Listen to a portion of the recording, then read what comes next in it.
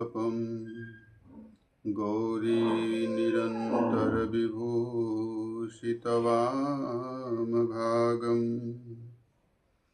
नारायणप्रियमनङ्गमदापहारम् वाराणसीपुरपतिं भज विश्वनाथम्।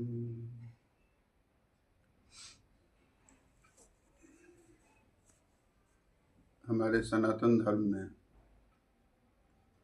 सनातन धर्मावलंबियों के लिए अनेकानेक व्रत, त्योहार, उत्सव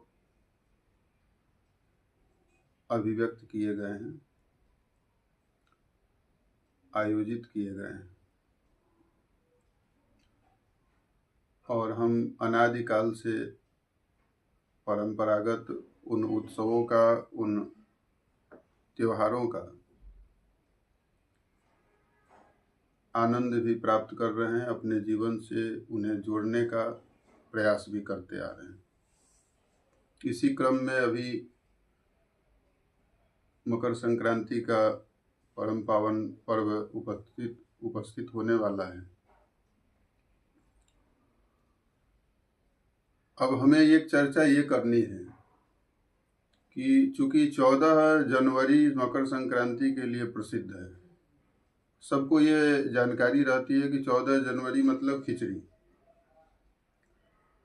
सबको का मतलब यह है कि जिन लोगों को व्रत, त्योहार या इस पर्व को मनाना तो है, लेकिन उसकी महिमा या उसकी विशेषता, उसके कारण को बिना समझे मनाना है, उनके लिए। हमारे सनातन धर्म में बहुत से ऐसे लोग हैं जो धर्म के प्रति अभिरुचि तो होती है उनकी, लेकिन उन धर्म से अभिव्यक्त, धर्म से जुड़े हुए उन व्रतों को, उन उत्सवों को समझने का वो प्रयास नहीं करते। तो हमें वही चर्चा करनी है कि 14 जनवरी को ही खिचड़ी हो ऐसा कोई जरूरी नहीं है, क्योंकि 12 महीने के 12 जो राशि हैं, उन राशियों पे जब सूर्य भगवान जाते हैं, मकर पे जाते हैं, भिन्न भिन्न राशियों पर जब एक एक करके जाते हैं, अभी मकर पे सूर्य भगवान आएंगे, तो मकर राशि से जब संलग्न सूर्य का स्वरूप होगा तो वो मकर संक्रांति का पुण्यकाल होगा। तो हमें ये समझने की जरूरत है कि मकर संक्रांति का स्नान महत्वपूर्ण है। अपनी योग्यता, अपनी क्षमता, अपनी शारीरिक क्षमता के अनुसार पुण्यकाल का स्नान भी करना चाहिए। वैसे 14 तारीख को रात्रि में 9:38 पर भगवान सूर्य मकर राशि में प्रवेश करेंगे और वह प्रातः काल तक पुण्यकाल रहेगा। तो मैं आपसे यही निवेदन करूंगा कि आप स्नान करिए। अगर शरीर स्वस्थ है, आप सक्षम हैं, तो पुण्यकाल के समय स्नान करिए, और शरीर सक्षम नहीं है तो पुण्य के लोभ में स्वास्थ्य का लाभ मत बिगाड़िए। स्वास्थ्य लाभ हमें प्राप्त न हो पुण्य के चक्कर में, तो रात्रि में स्नान करना वो तो ठीक नहीं होगा। इसलिए प्रातः काल में 15 तारीख को स्नान करें, दान करें।